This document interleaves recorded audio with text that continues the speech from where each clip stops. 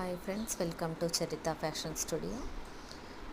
ఇవి Victorian pendants చూపిస్తున్నానండి. ఈరోజు బాలాజీ ఐడల్ తోటి ఉంటుంది. పైన అంతా స్టోన్స్ ఉండి కింద మొజనైట్ స్టోన్స్ ఉంటుంది. బ్లాక్ పాలిష్ వస్తుందండి, మెహందీ పాలిష్.